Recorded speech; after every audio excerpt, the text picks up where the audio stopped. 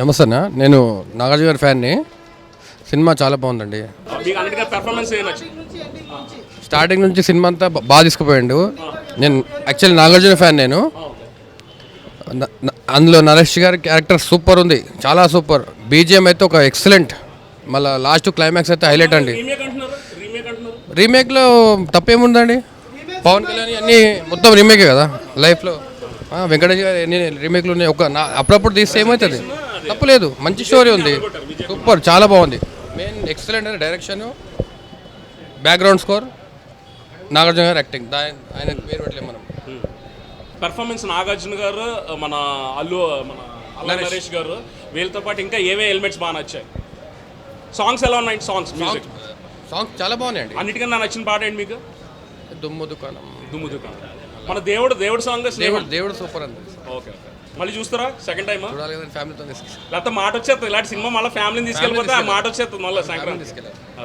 Thank you so happy Sankranti. మన నాగార్జున గారు కూడా ఆయన ఎప్పుడు ఏంటంటే అమెరికా వెళ్ళి చదువుకున్నా కూడా వచ్చినా కూడా మనం ఏదో మనకి వచ్చిరాని ఇంగ్లీష్తో వాళ్ళని వెళ్ళి ప్లీజ్ చేద్దామని ఇంగ్లీష్లో మాట్లాడతాం. అక్కినే నాగార్జున గారు వాళ్ళు అంత అమెరికాలో చదువుకునే, ఎప్పుడో నా చిన్నప్పుడు మనకు అసలు అమెరికా అంటే మనకి ఇంకా స్పెల్లింగ్ కూడా రాని టైంలో అమెరికాలో చదువు వచ్చినా కూడా వాళ్ళు తెలుగు భాషకి ఇచ్చే గౌరవం, ఆపర్చునిటీకి ఇచ్చే గౌరవం, కీరవాణి గారు కూడా అదే మాట్లాడతారు. మన హిందువులంటే గుడి గుర్తొస్తుంది, ముస్లిమ్స్ అంటే మనకి మసీద్ గుర్తొస్తుంది, క్రైస్తవులు అంటే చర్చ్ గుర్తొస్తుంది, కామన్ సెన్స్ ఎక్స్పెరిమెంటేషన్ అంటే మన అక్కినేని వారు గుర్తొస్తారు. శ్రీరాముడికి ఆంజనేయ స్వామి భక్తుడు, మన ఎక్స్పెరిమెంటేషన్కి కామన్ సెన్స్కి నాగార్జున గారు భక్తులు. దాంతోపాటు మన నాగార్జున గారు ఆపర్చునిటీ ఇవ్వడమే కాకుండా టెక్నీషియన్స్కి ఇచ్చే గౌరవం, కీరవాణి గారు కూడా అదే చెప్పారు. ఇంకా మన రాజమౌళి గారు, మన కీరవాణి గారు, చంద్రబోస్ గారు, వీళ్ళకి ఏంటంటే వాళ్ళు మన తెలుగు భాషకి భక్తులు. ఇంకోటి ఏంటంటే చాలామంది ఈ RRR ఇవన్నీ వచ్చాక చాలామంది తెలియకుండా ఆఫ్ నాలెడ్జ్తో పాన్ ఇండియా మూవీ అంటున్నారు. మనం పాన్ ఇండియా పొల్యూషన్లో కొట్టుకుపోతున్నాం. కానీ రాజమౌళి గారు వాళ్ళు ఏంటంటే తెలుగు సినిమాని ఆస్కార్ స్థాయికి తీసుకెళ్లారు, కానీ వాళ్ళు పాన్ ఇండియా సినిమాకి తీసుకెళ్ళలేదు. అది ఈ రెండింటికి డిఫరెన్స్ చూడాలి. వాళ్ళు ఎంత RRR సినిమా వచ్చి అన్ని వెళ్ళినా కూడా కీరవాణి గారు కానీ వాళ్ళ గారు కానీ వాళ్ళు ఫస్ట్ ప్రేమించేది మన తెలుగు భాషని, వాళ్ళకి ఆపర్చునిటీ ఇచ్చిన వాళ్ళు గౌరవించిన వాళ్ళు ఆ స్థాయికి వెళ్ళారంటే వాళ్ళు ఎక్కడ స్టార్ట్ అయ్యారో అక్కడ మర్చిపోలేదు. Thank you so much. పండగ మళ్ళీ చెప్తున్నాను, ఇది ఓటీటీలో ఇప్పుడప్పుడే రాదు. మీకు నిజంగా వచ్చే సంక్రాంతి వరకు ఎన్ని బాధలున్నా మర్చిపోయి మీరు అన్ని బాధల్ని చాలా సులువుగా ఎదుర్కోవాలంటే ఈ సినిమా ఫ్యామిలీతో రండి. ఒకటి చెప్తున్నాను, ఎవరన్నా లవర్స్ వస్తే మటుకు పక్కన కూర్చుంటే కర్చీఫ్లో మొహం కట్టుకొని రండి. కొన్ని చాలా కవ్వింపులు ఉన్నాయి. అది RGV అంటే ఉత్తిన ఇన్ఫీరియారిటీ, ఇన్సెక్యూరిటీతో యూట్యూబ్లో బెదిరింపు.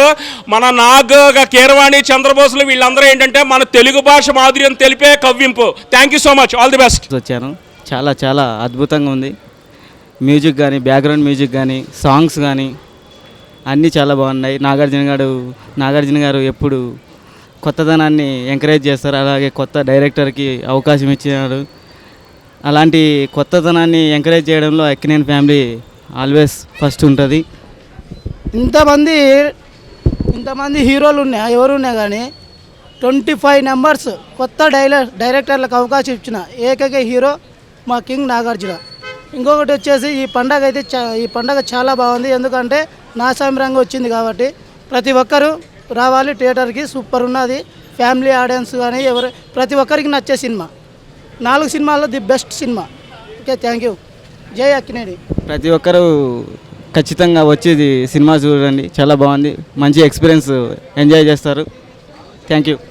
సినిమా బాగుంది, చూడొచ్చు. అందరూ Allari Naresh, Nagarjuna acting super. Songs వచ్చేసి బాగున్నాయి. బీజిఎం కూడా బాగా పెట్టారు.